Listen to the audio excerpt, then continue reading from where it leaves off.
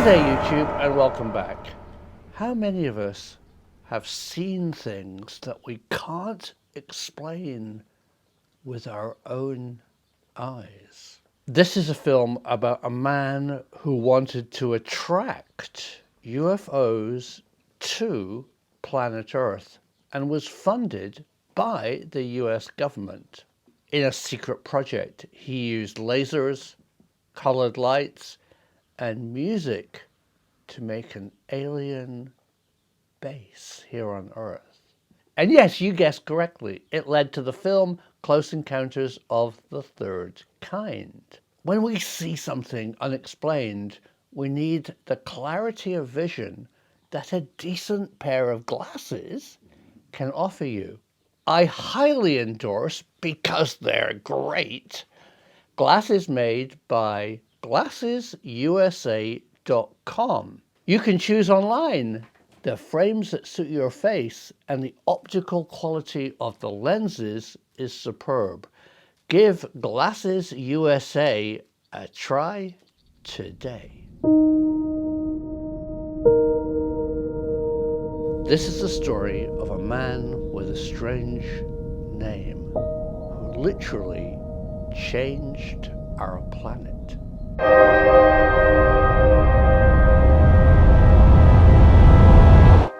Who builds Devil's Tower out of your mashed potatoes? I do! So for many years I lived in the Midwest, and one of my favorite trips from Wisconsin was out to Wyoming to see Devil's Tower. As you drive or fly across the prairies of the Midwest, suddenly this iconic geological structure appears, and it's just out of the movies. You expect to see the mothership appear, but I never did. But one day, returning to my home in central Wisconsin, a friend said, "Oh, Devil's Tower, you must know Myron Mucklehead." I was going, what's his name? Myron Mucklehead. Great name. What did Myron do? Oh, the whole film, Close Encounters, is based on Myron's work, paid work for the government in attracting aliens with music and lasers. I was going, wow. Cut. You should really do a film about Myron. Yeah? Tell me more about him. Oh, Myron invented the first optical laser in surgery and then was arrested by the CIA for selling lasers to the Contras. Yeah? And then he worked for NASA and put experiments on the space shuttle. But the main thing he did is he set up sound and light lasers that played music to attract UFOs, funded by the US government. Go and pull my other leg. No, it's really true. So here's a film I made when I first joined YouTube. I look a bit younger, actually. It's now so old on my YouTube playlist that they've dropped it. So I thought you'd like to see it again. It's a film about Myron and his amazing life that leads up to his close encounter. I've worked in television for over 30 years. Occasionally you'll come across a story that is so good, but would never be on television. This is that story. It's a story of the CIA, Ronald Reagan, the Challenger disaster, Ayatollah Khomeini, the Contras, Sandinistas, lasers, and even UFOs.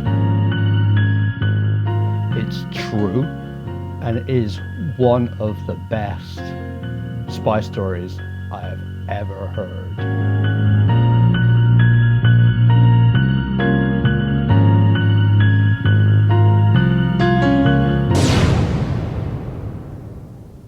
Lasers, a Bell Lab invention, came out of microwave amplification.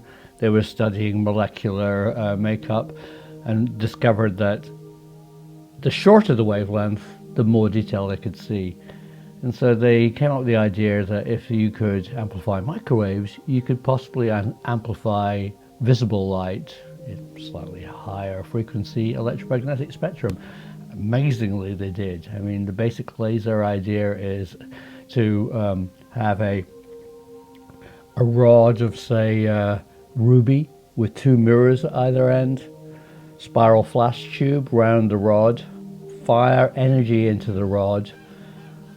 Electrons change state because of the energy and release a photon. These photons bounce backwards and forwards off the two mirrors, getting more and more and more and more. One of the mirrors is semi-silvered or has a tiny hole, and out of that hole comes a focused, single wavelength, narrow beam of light, a laser beam.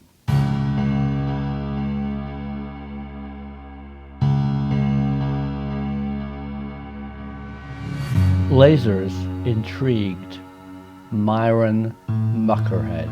Myron Muckerhead, what a fantastic name. Myron lived in Wisconsin, a Midwest state in the US, in a small city called Warsaw, where he built a laser lab in the 1960s and produced lasers for the medical industry. It's found that lasers could be used as a scalpel, and it was also used as a tool in optical eye surgery. Myron has 7 US patents. US hostages are being held by Hezbollah. President Ronald Reagan wants them released on humanitarian grounds. He asks for the help of Ayatollah Khomeini from Iran. US relations with Iran were at all-time low. This is never going to work.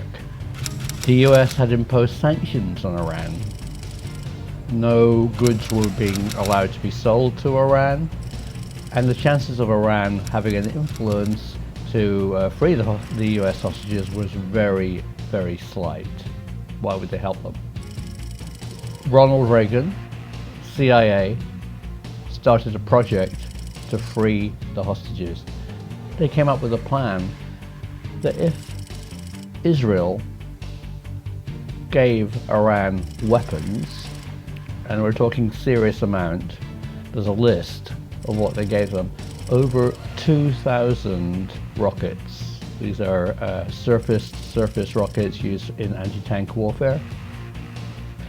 And then Israel would buy weapons from the US to replace the stock, and that money would be black money that could be used for other things.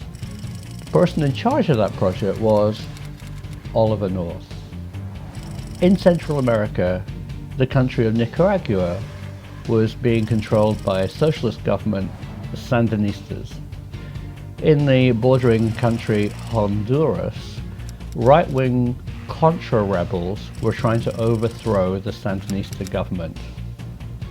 The US at the time decided to help the Honduras Contra rebels overthrow the Sandinista left-wing government. Again, it was an Oliver North project, and he had money now from the Israeli arms deal. In Wisconsin, there was an extreme right-wing terror group supported by State Representative James Lewis and the chemist Albert Iwan. Albert and James wanted to support the Contra rebels, and so did a deal with Oliver North to supply weapons to Nicaragua.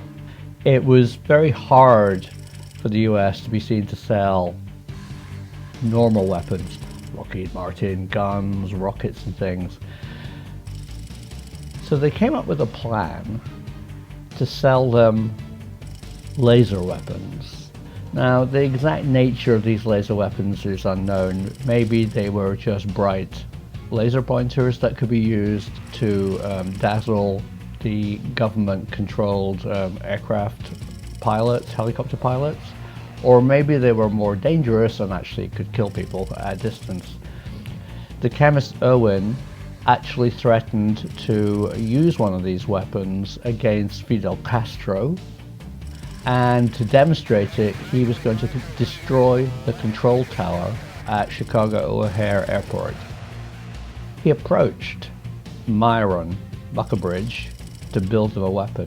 Myron said he could build them a weapon, but Myron told the FBI. Good one, Myron. The FBI investigated this project. It turned out that it was sanctioned.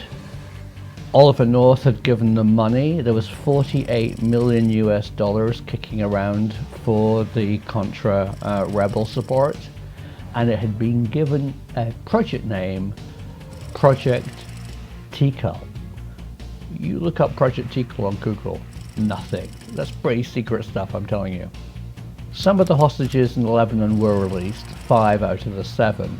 And Reagan denied any connection with Iran, but it all came out and became the Iran-Contra affair, and people were going to be arrested, Caspar Weinberger, Oliver North, and there were no jail sentences. Everybody got let off. The FBI arrest Myron.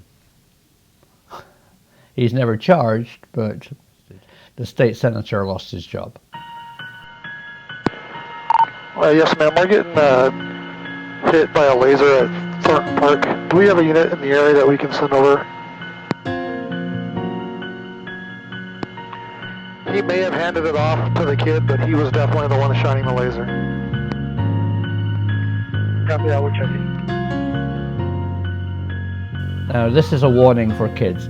Never point laser pointers at aircraft.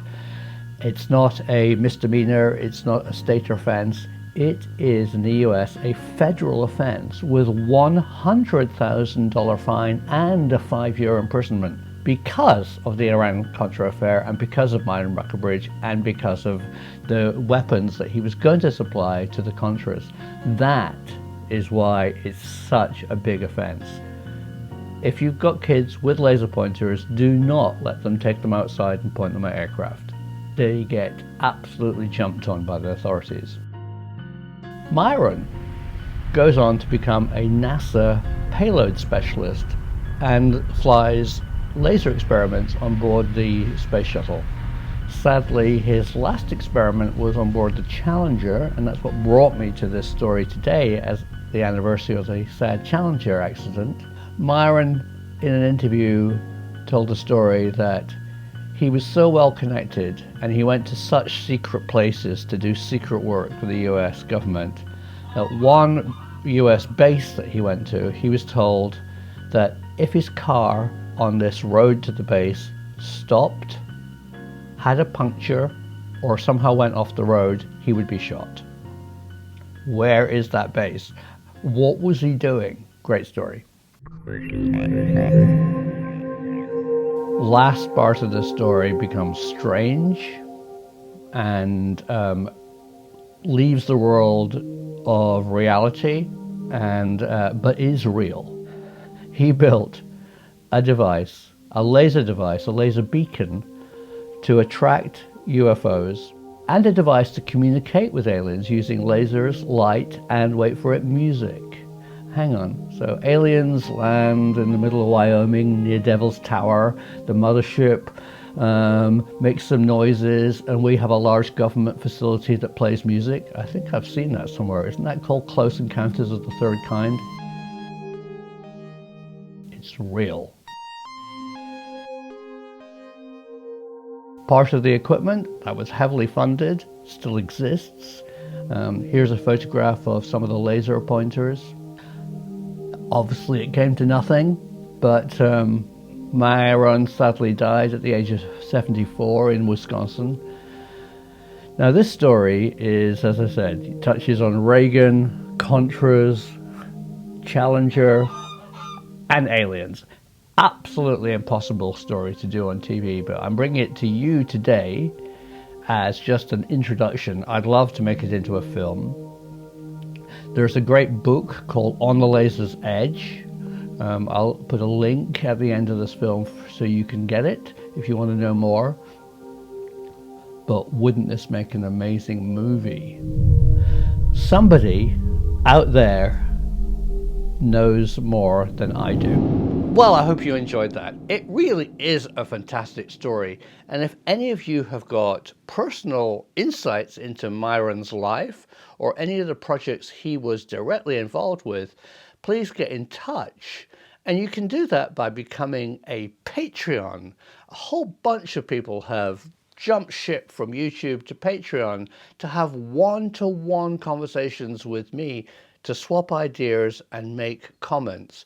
It's only $1 a month, and it really helps this channel make interesting films for you.